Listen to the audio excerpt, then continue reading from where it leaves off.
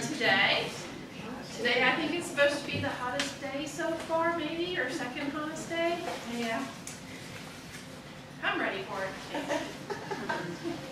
I want to welcome today's program Dr. Ken Bridges. He comes all the way from Arkansas for us today. And he's a professor of history, geography, and political science at South Arkansas College in El Dorado. And he's also an online instructor with Odessa College. And he writes, if anybody's ever paid attention to the newspaper, he writes the article for the paper for how many different papers? Oh, 98 different papers that his article goes out to. So that's pretty cool. He was actually born in Arlington and raised in Grand Prairie. Graduated from Texas Academy of Math and Science and went on to receive a BA from the University of Texas at Austin and a master's and PhD in history from the University of North Texas in 2003. And so today he's going to be talking about World War II in Texas. And without further ado, I'll turn it over to him.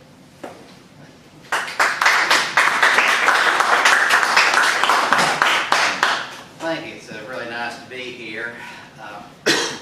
I grew up in Texas, so it's the hottest day of the year so far. Yeah, it's just getting started. World War II.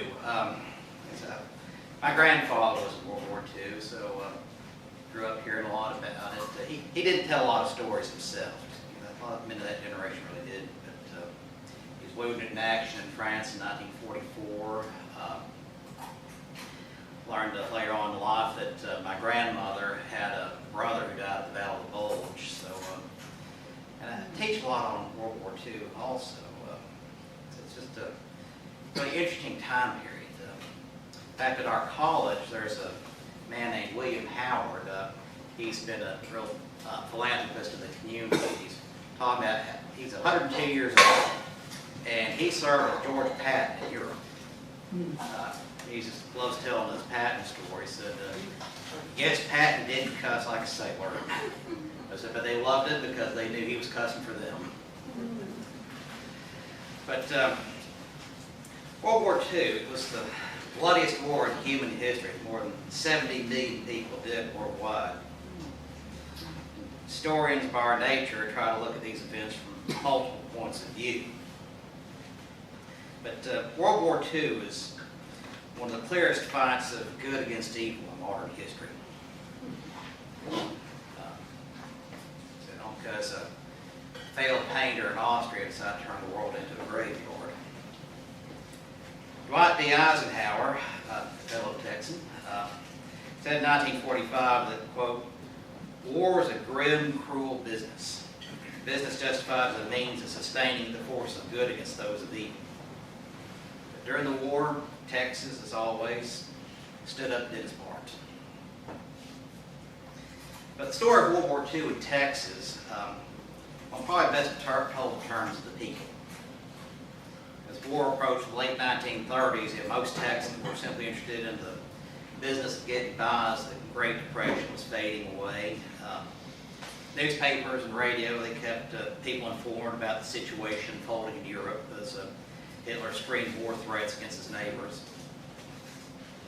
In fact, in 1938, the Dallas Morning News was running its articles on the events in Europe, and they tried to explain the scale of the situation. Europe was so far away. So what they did was they superimposed a picture of Texas on a map of Europe. Showing just exactly what kind of scale we're talking about here. Try to explain all the distances. So if Dallas were Berlin, the distance from Berlin to Warsaw would be about the distance from Dallas to Shreveport. To Paris, it was about the same distance from Dallas to El Paso. And to Vienna, roughly the distance from Dallas to Austin. So Texas is a real big state, especially compared to Europe. Funny thing, my mom and I were talking before I came in this morning. She got this strange text from someone asking, saying they're coming to Texas. Want to know if she was still living in Texas. And we're laughing. Said, "You know how big Texas is? You can grow up in Texarkana, live in El Paso, and still be in Texas. And World War II, President Roosevelt realized the war was coming, so the draft came in 1940, the first peacetime draft, and Americans realizing just how dangerous the situation was, and still hoped the war could be avoided. Most of the Texas congressional delegation that voted for the peacetime draft, most of them were working to try to bring bases to Texas. Senator Morris Sheppard, he made sure the air base came to Wichita Falls, Sheppard Air Force Base. At that time still Sheppard Army Air Force Base. And most Texans voted for a third term for Roosevelt as he warned the war in Europe would soon engulf the U.S.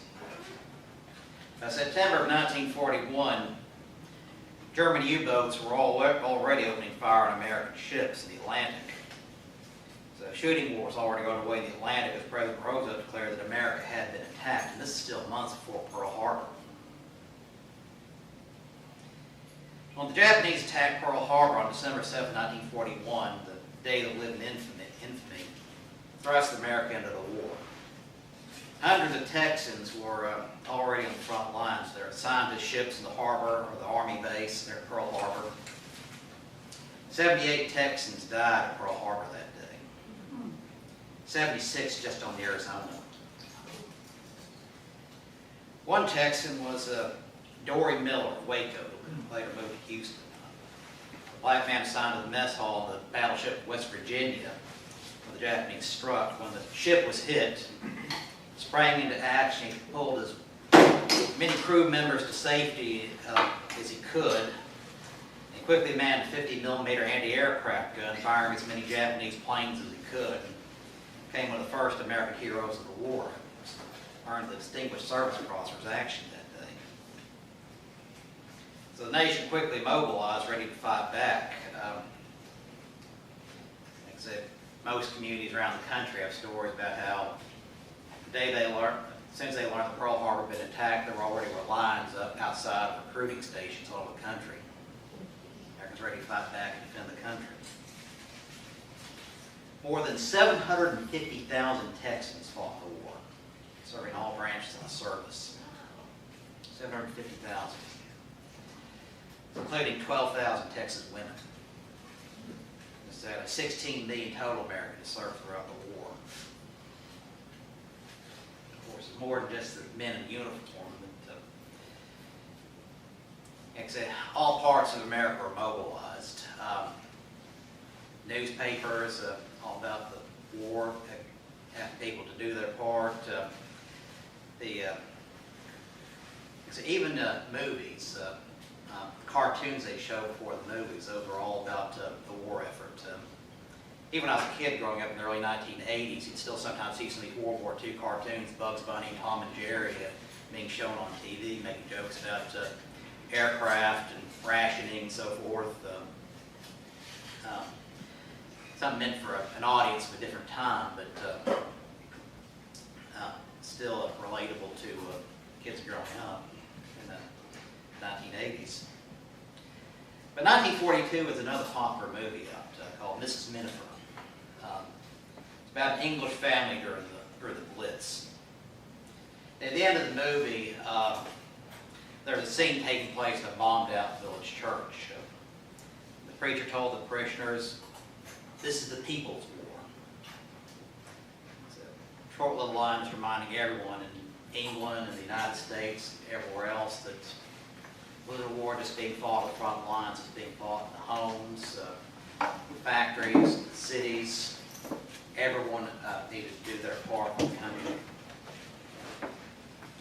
That spirit captured how people around the world face the conflict.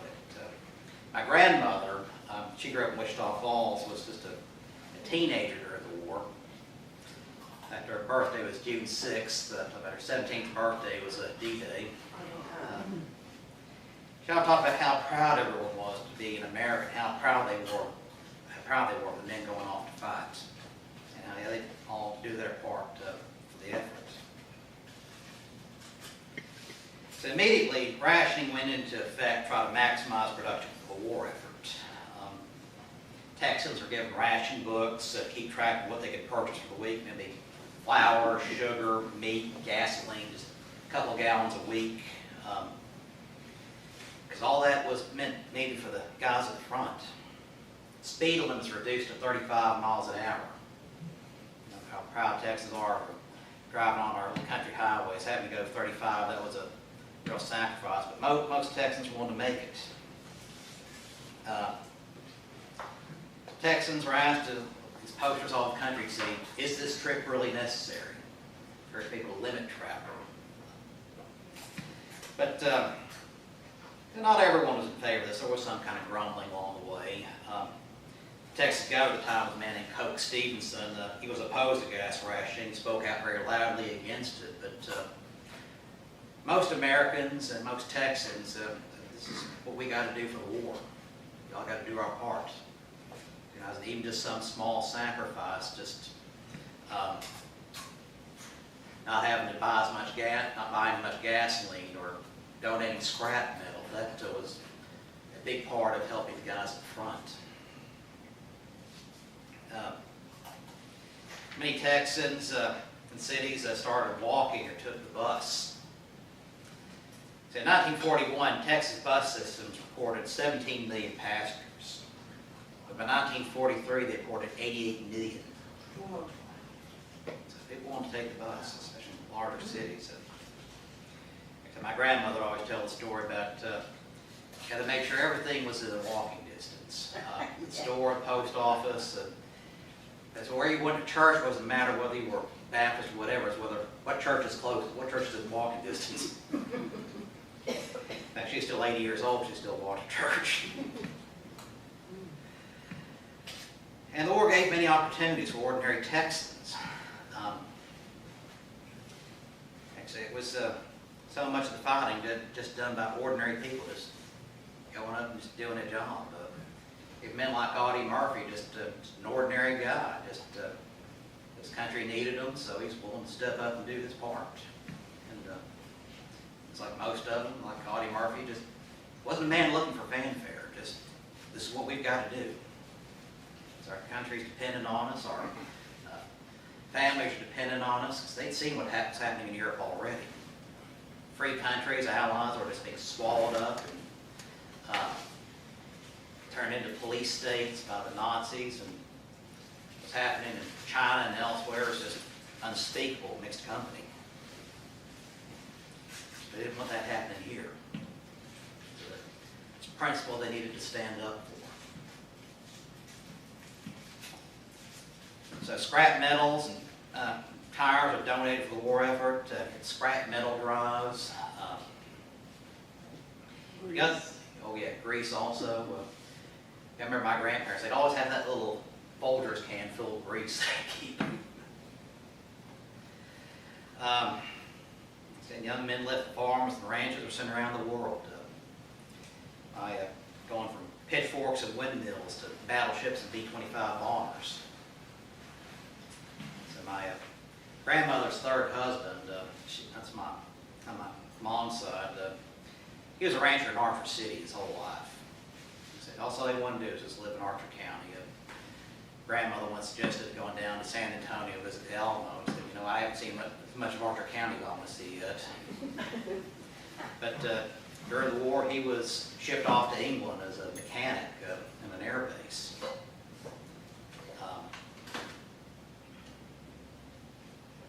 And that's basically that whole generation, their experiences were about just, we got to do our part. Let's go off, not looking for fanfare, just looking for the cause. So, as the men went to war, women were soon working in the factories, taking the place, training as nurses, and actually working for the armed forces as test pilots, intelligence analysts, drivers, clerks. It didn't matter who you were, black, white, Hispanic, everyone's stepping up and doing their parts.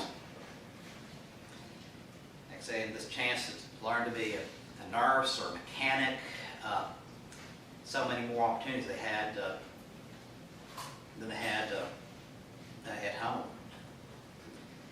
Like I say, men like Audie Murphy, he spent his whole life working on farms, but this was an opportunity for him to go off and see more of the world and do more than he ever could, just going between farms, between here and Farmersville.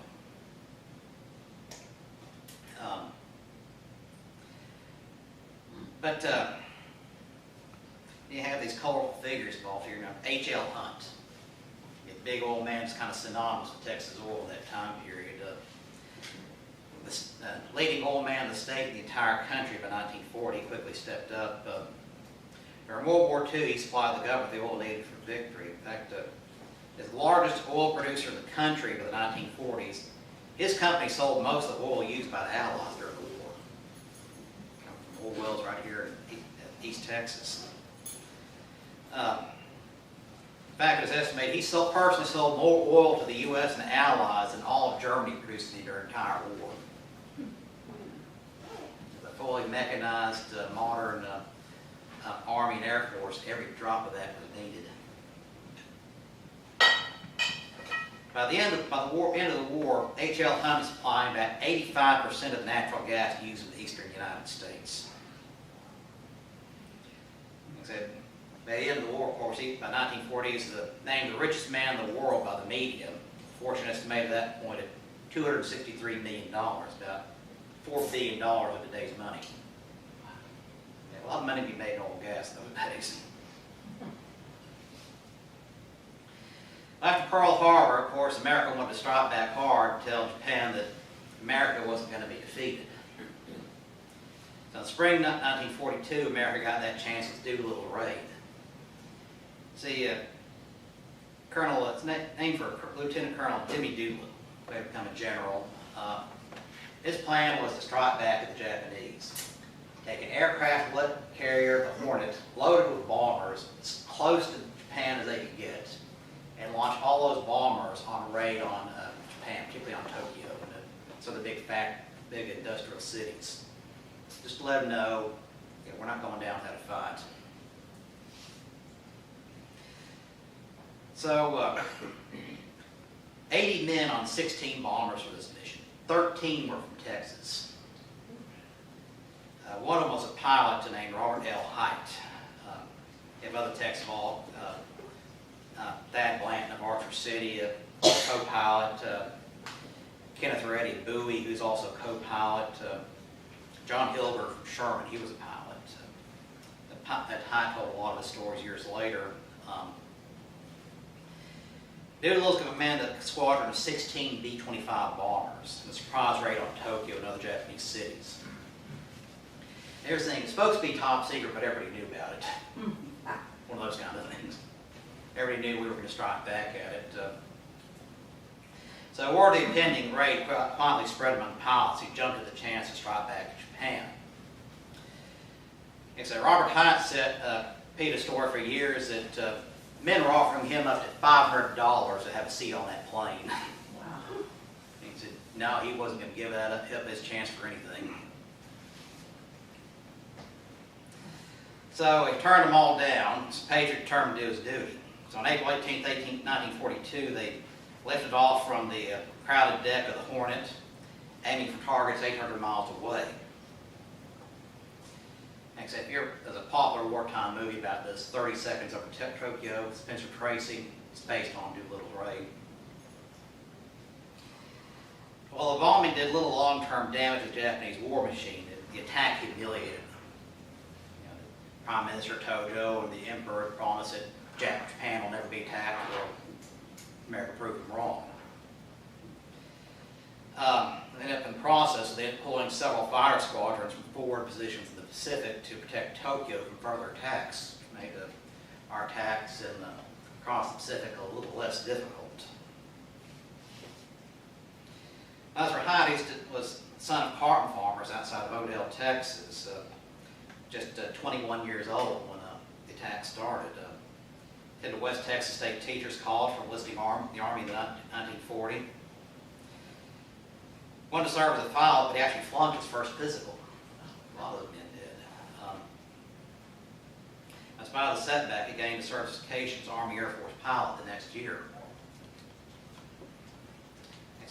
Great Depression, they had a lot of families hard, especially living outside of off the farm. So, as a year of study in World War II at college, ran across this interesting statistic that of all these men being inducted into the Army and the Navy, these are young guys that grew up during the Great Depression. And all these Army doctors doing the physicals or induction saw that most of these young men showed signs they'd suffered malnutrition at some point in their lives.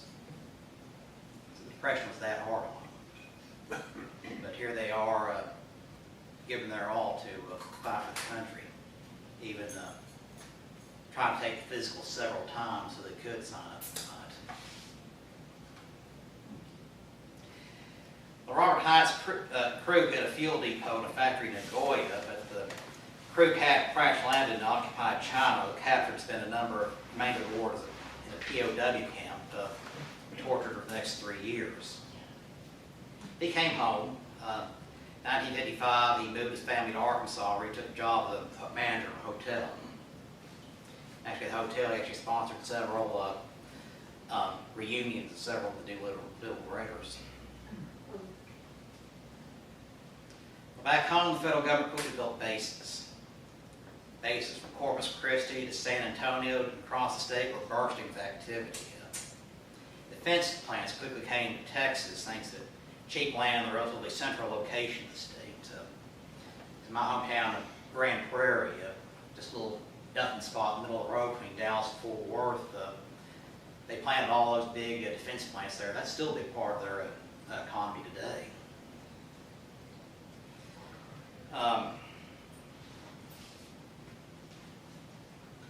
So many of these plants, including those throughout the Dallas-Fort Worth area, San Antonio, Houston, are still in operation today.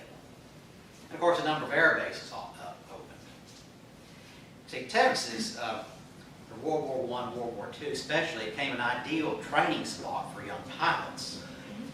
Field in Dallas, that was originally a World War I training camp for pilots. See, Texas has several advantages for pilots because it's relatively flat land, relatively open spaces, so it's a lot of room for pilots to practice.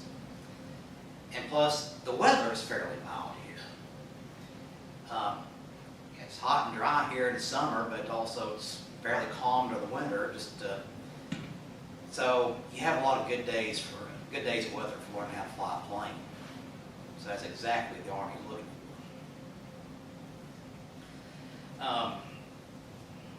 One of these was Carswell Army Air Force Base, South Fort Worth, opened during the war, training many pilots along the way.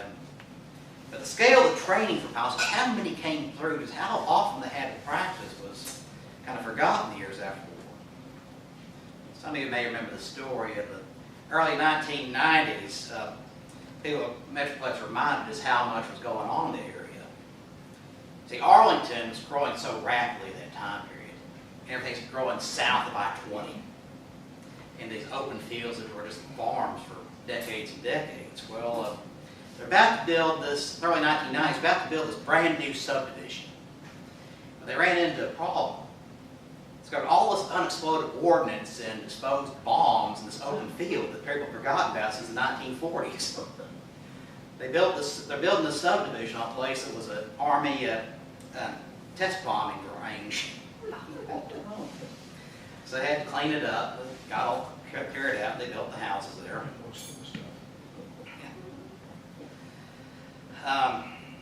Shepherd Army Air Force Base opened in Wichita Falls in 1941. It's still in operation today. A huge part of Wichita Falls. They bring a bunch of NATO pilots in for training.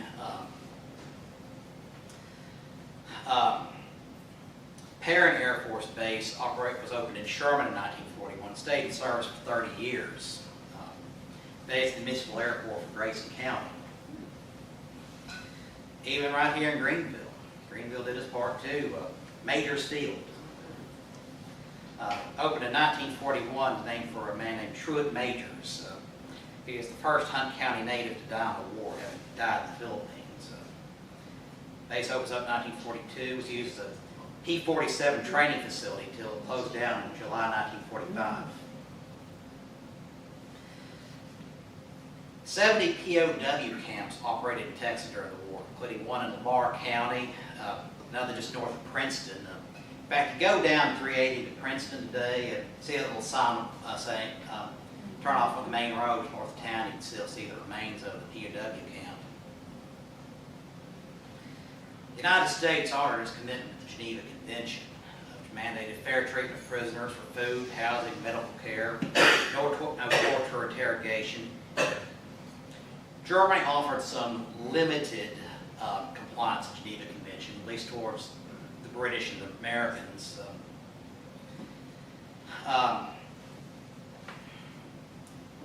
Japan, though, refused to acknowledge the treaty, and the Japanese troops almost always refused to surrender. They're still living with this very medieval idea of warfare that to surrender and be captured was dishonorable. So they refused to honor the Geneva Convention. So most prisoners coming to Texas were German. Interestingly enough, after the war, some of these German prisoners didn't want to go back to Germany. Some ended up settling in some of the German communities like Munster and Fredericksburg. So they wanted to stay here in the United States. Now, what happened to American prisoners in Japanese hands was the story of the Lost Battalion. This men of the 2nd Battalion, the 131st Field Artillery, the Texas National Guard.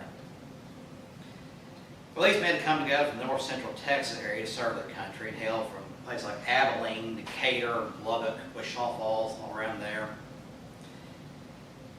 Well, before the war started, they're sent on to Australia in November 1941. They expected attacks coming, so their job was simply to bolster Allied forces in anticipation of a Japanese attack. So they knew the Japanese were coming, just weren't quite sure where they're going to end up. In fact, the troops of the 2nd Battalion, they heard the news of the attack on Hawaii while in the high seas. They reach Australia, they're going to be in the middle of the battle. Army officials briefly considered recalling them to Hawaii, but the decision was made to keep sending them forward. So they spent Christmas of 1941 in Australia, and then ordered to assist Australian, British, and Dutch troops in the Dutch East Indies. Dutch East Indies, that's a modern-day Indonesia that's being attacked by the Japanese. The only small contingent of troops, the 2nd Battalion, prepared to defend the large island of Java. Japan invaded on February 27, 1942, and pressure from Japanese forces mounted, and the Allies fell back into smaller and less defensible corners. One ship, the USS Houston, was sunk, with the loss of 700 American sailors. But more than 300 survivors reached the Allied lines. March 8th, though, Java fell to Japan, and the Texans were captured along with 32,000 other Allied troops. Devastating defeat. Well, the news stunned America. But the War Department had no idea what happened to the troops of the 2nd Battalion or the Houston survivors. Communication simply ceased.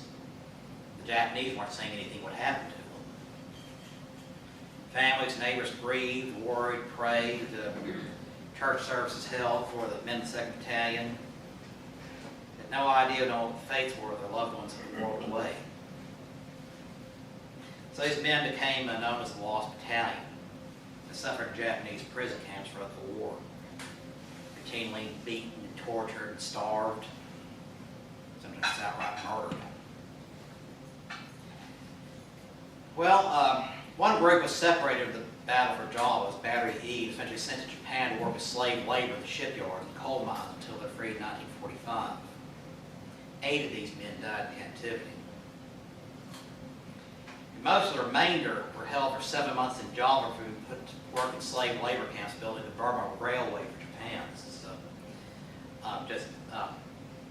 South China, Japanese trying to build this railway across the jungles of the area, try to take more of the resources easily and try to mass their attacks on China and maybe even into India. So for nearly a year, more than 66,000 Allied prisoners, along with more than 230,000 Southeast Asian civilians, were forced to build 258 passes in unrelenting jungles. So you ever saw the movie The Bridge on the River Kwai? It was based on that. The overworked men had little food or water, no medical care, beaten or murdered by guards. 70,000 people died building the Burma Railway. And all 163 men from the Lost Battalion died in Japanese camps, but most didn't return home until after the war in 1945. But Texas, though, served at the forefront of leadership of the war. Chester Nimitz is one of those names. Led naval forces in the Pacific to victory in World War II. He was born in Fredericksburg in 1885, the German hill country. Childhood about as far from the ocean as you can possibly get.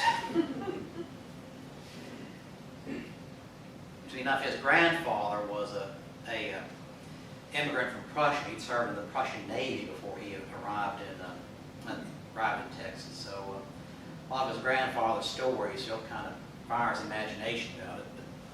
But as an adult, though, Admiral Nimitz, he wanted to serve his country. He applied for admission to the U.S. Military Academy at West Point. He wanted to go in the Army. But, admission to the service academies, that takes nomination by a congressman. And this congressman tells him, no, apply for that Naval Academy in Annapolis instead. So he does it. Gets the appointment, applies to the Naval Academy, graduates 7th in his class in 1905. Served with distinction on a number of battleships and destroyers after his graduation, mostly served in the Pacific Fleet. In 1909, Nimitz was assigned to serve with the Navy's first submarine fleet, up the construction of ships, training the earliest crews. In subfleets, that would be a crucial part of the fighting in both the Atlantic and the Pacific. Well, on December 17th, 1941, 10 days after Pearl Harbor, President Roosevelt named Nimitz as Commander-in-Chief of the Pacific Fleet. The fleet was in shambles, and Nimitz was responsible for holding back the tide of the Japanese Navy threatening American shores. And while still trying to rebuild the fleet, intelligence picks up that Japan is trying to finish off the Navy here in mid-1942. So they organized a massive fleet to meet the Japanese at Midway that June. There's been a couple of movies made that Midway. World War II is one of those wars now where all the pieces need to fit together just right. Intelligence operations are a big part of that. So Nimitz and his men are trying to figure out, are they going to attack Midway or Pearl Harbor again? That's 1,000 miles empty ocean. You can't be in two places at once. So they had to figure out how they can figure out where the Japanese are going to attack. They've broken the Japanese code, but they're using a code on top of the code. So they figure out how they can convince the Japanese to tell them where they're going to attack. So figured out about Midway is, what small little island way out there in the middle of the Pacific. It doesn't have a lot of natural sources of water. So a lot of the water they got for the base was brought in by boat from Hawaii. So they had Midway send out a low-level message saying, we need more water. So the Japanese pick up this message and they radio back to Tokyo. This message heard all over the Pacific that there's a problem with our target. So that way they knew Midway. The Japanese fell for it. So Nimitz shipped the fleet to Midway. They attacked, and it proved to be one of the most crucial battles of the war. The biggest naval battles in history. So Midway was a tremendous victory from everywhere. We sank 4 Japanese aircraft carriers, broke the back of the Japanese Navy, and allowed the U.S. to recapture the Central Pacific.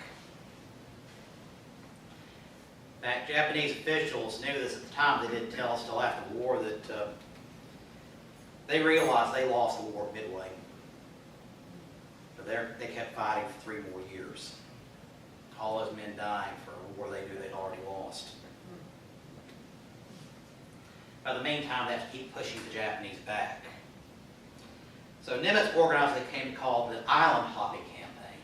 They're basically going, Army and Marines landing at one island, going from one to another, trying to push the Japanese back, taking these islands in heavy, bloody, brutal fighting. As the American forces slowly liberated the key island groups.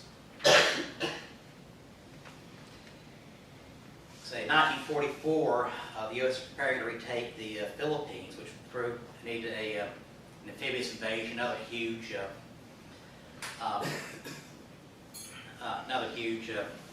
naval battle.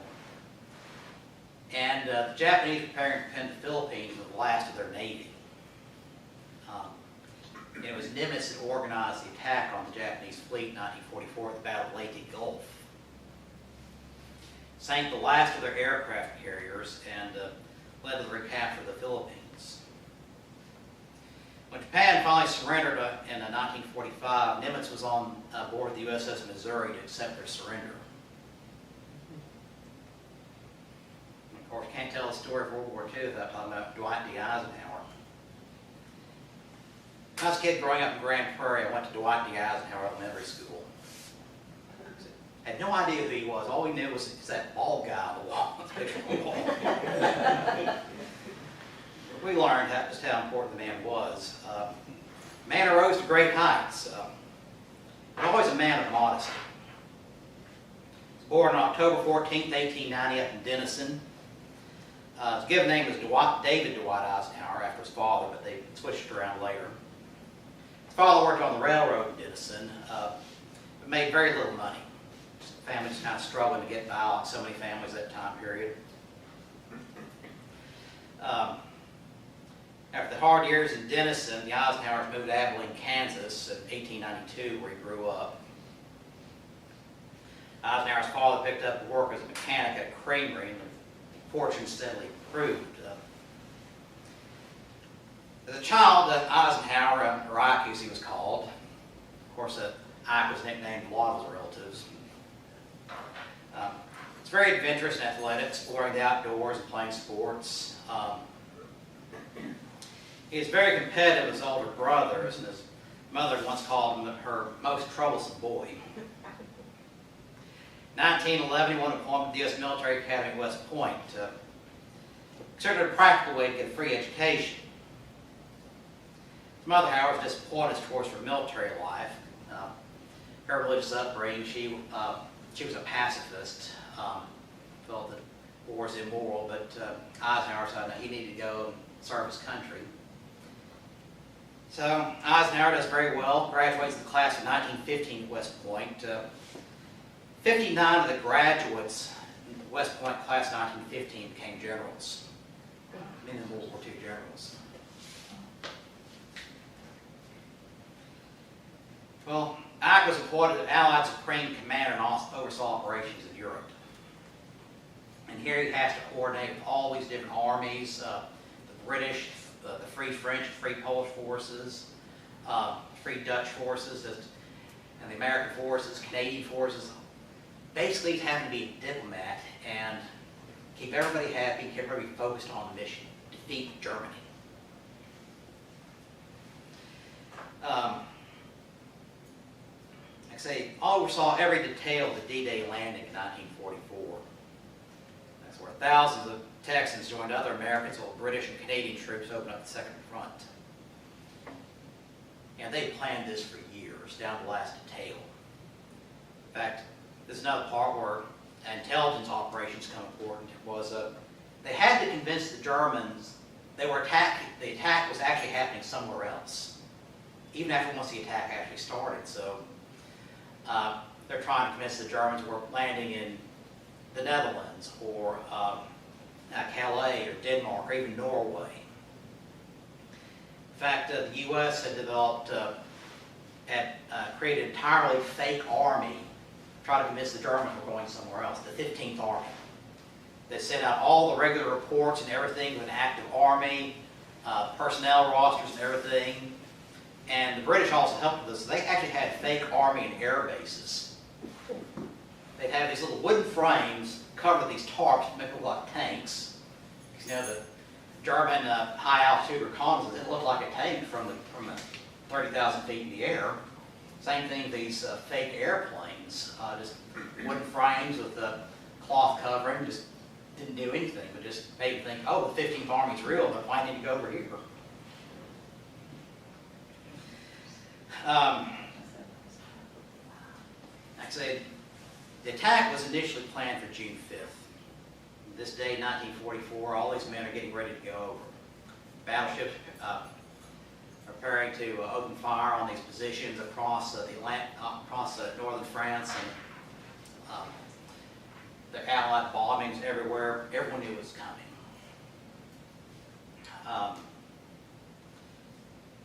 But Eisenhower wasn't a vainglorious general. He wasn't.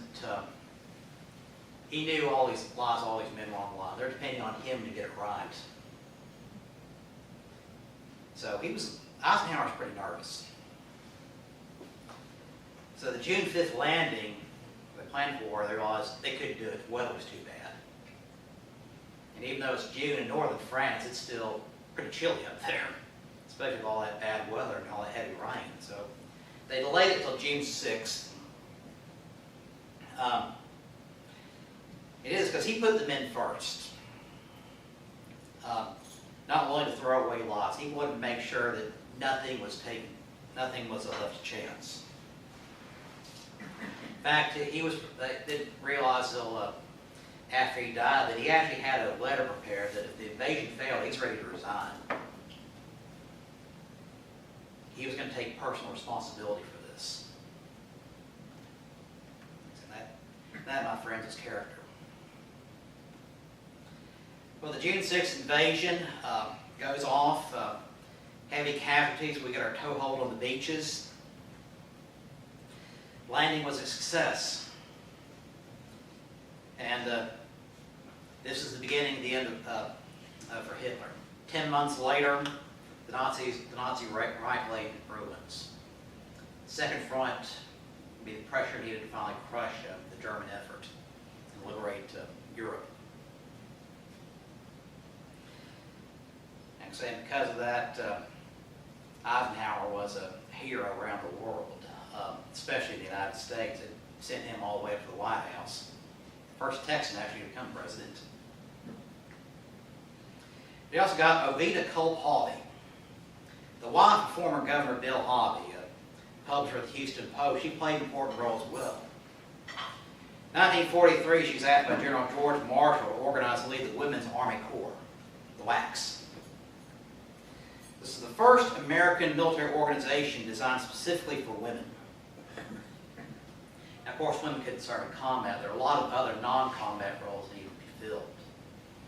Quartermaster, clerks, intelligence analysts, messengers, drivers,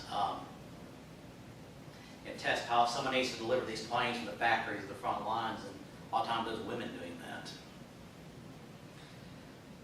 that.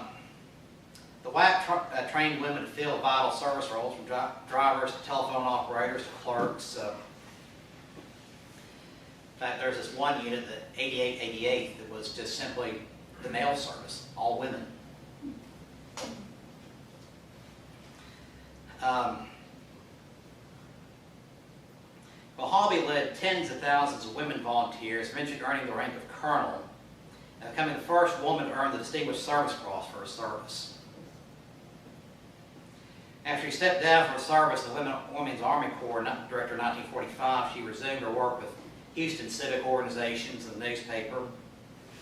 In 1953, Hobby was named by President Eisenhower to be the first Secretary of the Department of Health, Education, and Welfare. Only the second woman in American history to serve as a presidential cabinet secretary. Of course, it was the ordinary man who did the most of the fighting and the dying. In the end, it was these men who won the war. One of the remarkable things about America in World War II is how ordinary men were able to step up and do very extraordinary things. Case in point here, of course, is Audie Murphy. Born in a desperately poor family in 1925 here in Hunt County. His father abandoned the family when he was young, and he and his mother and sister moved between Greenville and Farmersville, one from one place to another, trying to scratch out a living for work. Quit school in the 5th grade in order to help support the family. 1941, his mother died. When World War II started, Murphy tried to enlist in the Marines and the Navy, but both rejected him because of his short height and thin build. He wasn't a big guy, just kind of short, kind of thin, but he wanted to do his part. But the Army accepted him in 1942, and he took everything the Army had to offer, all the special training courses and education courses. Once wrote his family about life in the Army. He said, life in the Army isn't so bad. He said, the farm I had to get up at 4 a.m. The Army lets me sleep in until 5:30.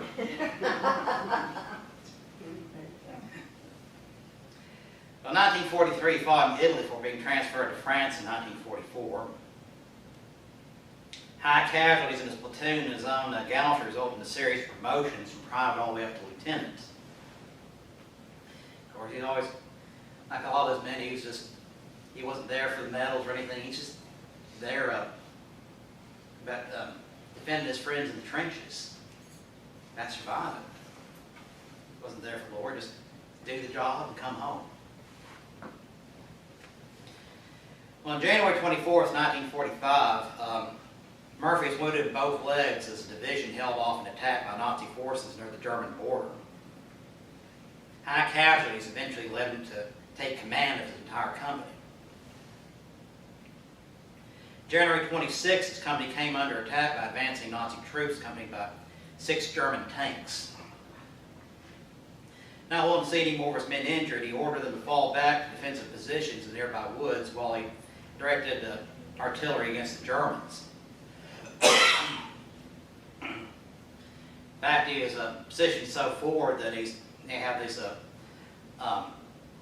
primitive mobile phones, basically just fancy CDs, fancy radios. They're ordering to pull back because they were so close to the German positions that the fighter aircraft couldn't get a good target on them. They hit him at the same time. So, I said, well, I can't pull back. Said it's so close. Said, but here, you want to talk to the Germans yourself? But when a tank destroyer was hit, Murphy ordered the men to safety, climbed aboard the burning destroyer, and started firing his .50 caliber machine gun against the Germans. For nearly an hour, he single-handedly pinned down the Germans, killing nearly 50 enemy troops while being injured in the leg himself. He then ordered his men into a counterattack that repelled the German force, saving the day. For his gallantry, Murphy was awarded the Congressional Medal of Honor. Portions of the incident were recreated in the popular 1955 film To Hell and Back. We've got the poster right here for it. Which, of course, starred Audie Murphy himself. In spite of his own gallantry, Murphy was quick to point out that the heroics of others whom he felt never got the credit. Murphy later said, there's so many guys who should have gotten medals and never did. Guys who were killed. 33 Texans earned the Medal of Honor for their service, including Audie Murphy himself. 20 of these men gave their lives and earned the medal in their last full measure of devotion, and given the medal posthumously. The cost was high. We won the war, won it decisively. More than 22,000 Texans lost their lives during the war. Of course, past Memorial Day, we see different memorial signs and cemeteries. Here in downtown Greenville on the Audie Murphy overpass, see the crosses and the flags, the median, honoring those who gave their lives. More than 430,000 Americans died during the war. Of course, that cost, of course, there's so many other costs as well. The survivors, the veterans, carried home their own costs and broken bodies and shattered spirits. My own grandfather, so he never talked about it. He had a Purple Heart. He was injured, had this big scar on his chest the rest of his life. The last coherent thing he said to my father before he died was, "It never goes away." So all that they're carrying home with them. That's not just World War II, that's meant of every war. World War I, World War II, Korea, Vietnam, Persian Gulf. It never goes away. After World War II, the war was over. The world was saved. Years afterward, Eisenhower would speak about the war and the need for peace. Eisenhower said, quote, "Guns and tanks and planes are nothing unless there's a solid spirit, a solid heart, and great productiveness behind it. The peace we seek and need means more than just the mere absence of war. It means the acceptance of law, fostering justice in all the world. The hope of the world is that wisdom can arrest conflict between brothers. I believe that war is the deadly harvest of arrogant, unreasoning minds. And I find ground for this belief in the wisdom of the literature of Proverbs. It says in effect this: panic strikes like a storm, and calamity comes like a whirlwind to those who hate knowledge, ignore their God. But today that generation is slowly passing.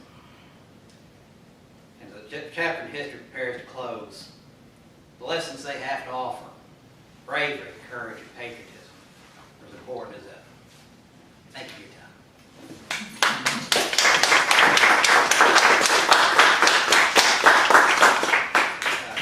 Any questions?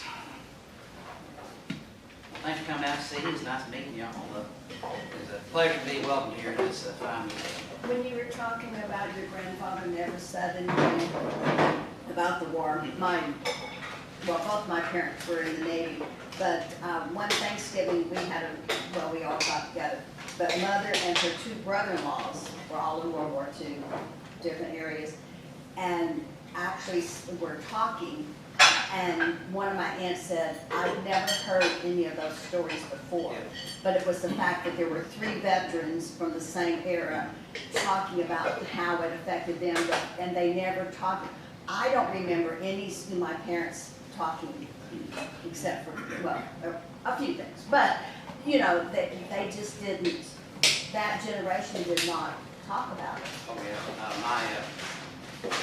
I remember when I was a kid, it's the 40th anniversary of D-Day coming up. Everyone's talking about the 40th anniversary. So I asked my grandfather, who was in the war, said, "Were you at D-Day?" He said, "No, I went later." He said, kind of confused by the answer, and 9 years old, said, "Were you at D-Day?" He said, "I went later." And that said, "I don't want to talk about it." Yeah. It brings me back to when I was a kid, and I'm from Connecticut, New Britain, Connecticut, and we had all the factories there. And they had mostly women at the time working on the screw machines and the lathes and the, what do you call it, like that. But they needed guys to work, so they sent buses from New Britain to Mississippi, Arkansas, like that, and they picked up the 4F boys, and they brought them. And my mother opened up the house, had put in 9 boarders. Oh, wow. All from 1942 to 46. How many? And she kept in contact with all their parents, told them what they were doing and everything like that. Make sure they stay out of trouble. How many? Yes, sir. My father was a B-17 pilot Oh, wow. out of Foggia, before North Africa, and then later into Foggia, Italy. And he stayed in the service. As a result, I grew up in it. Now, I went to high school. We went to grammar school in Japan, high school in Honolulu. And I know the story of the Pearl Harbor Memorial. Do you know the story? I do, yes. You know who built it? I don't remember who built it. I'm going to tell you a real quick story here. The guy that led the attack on Pearl Harbor was Fujita Kumida. He was a Japanese pilot. He was the best pilot they had. He's the guy that, he's in the movies. You watch the movies, it's always Fujita. Okay. And I have 3 personal touches to the story. Fujita Kumida, when the war was over, he lived. This guy never got killed. It was amazing. You know, he went through every battle. Well, when the war was over, he's like the most hunted man, you know, next to Hitler. Everybody wanted to get Fujita Kumida. Well, he went back to Japan and hunkered down and became a little rice farmer in a village somewhere. That's what he did. When Midway, not Midway, the Tokyo raid happened, the Doolittle raid, the last plane to take off was called the Ruptured Duck, if you know that. Yeah. And there was a crew on there, and the crew chief was named Jacob DeShazer, who was from Washington State. What happened was a lot of the planes made it to China, but he didn't. They got shot down and they were captured. And they were prisoners of war, and they put in these little bamboo cages and stuff. And anyway, long story short, the skipper of the airplane finally told the Japanese, he told his men, he said, tell them whatever they want to know. They already know who we are. No point in taking these beatings anymore. Just tell them. So they did. So he told the Japanese commanders, he said, we're here for the rest of the war. We know it. We need something to read, and we need something to do. So, of course, they made it slave labor, of course, and they gave them the only English books they had to read. Jacob DeShazer, guess what book he got? The Bible. 4.5 years he read the Bible. Okay. This is a story. When I was a boy in Japan, I was at Boy Scout camp with his son. So that's my first connection. What happened was, when the war's over, they're, you know, repatriated back to America. You go in the hospital for a heart surgery, how long you in? 2-3 weeks. Jacob DeShazer in was for 3 years. He was in very bad shape. Just broken bones, terrible stuff. Well, he gets out, he goes back to Washington State. They got the GI Bill. He goes to college. Guess what he studies? The ministry. So he graduates from college as a minister. Guess what he does? Becomes a missionary. Back to Japan. And that's where I met his son. And he had a little church in a town there. And it was a very popular place, and he used to give out pamphlets and stuff. Well, one day, some little Japanese rice farmer sees all this fuss going in this building, so he walks in to see what's going on. Guess what it was? Fujita Kumida went in and met him. They became lifelong friends. I've seen pictures of them together. He converted to Christianity, by the way. Later on, I'm in high school in Honolulu. And in 1966, the 25th anniversary of Pearl Harbor, Fujita Kumida had saved his money and bought a Pan Am ticket to Honolulu and went out on that Arizona Memorial, you've seen it, right, the big white thing, and got down on his knees and prayed for all the souls that were lost that day. And I saw that on TV. It was on local TV, on the national news, never cared. But I saw it on local TV. That's my second connection, okay? Here's the big thing. Who built the Arizona Memorial? And I promise you, every person in this room knows him. Your children know him, your grandchildren know him, everybody knows him. A very famous man, worldwide famous man, went to Hawaii on business. And there were some businessmen there in the early 60s and late 50s trying to raise money to build this memorial for the Arizona. And it wasn't the Navy, it wasn't the Park Service, it wasn't the Japanese, it wasn't any of that. They were trying to raise this money, and they were getting $1 and $2.50 and stuff. So they went to this very famous man, and they said, if you would give us a donation, we could use your name and raise this money, you know, like they do on public TV and stuff like that. And so he said, okay, I'll do it. And he did. And he raised the money, and he gave them, the monument cost $248,000. He gave them $62,000, which is 25%. So he gave them 25% of the money, and they raised the rest of it and built it. Who was the man that did that?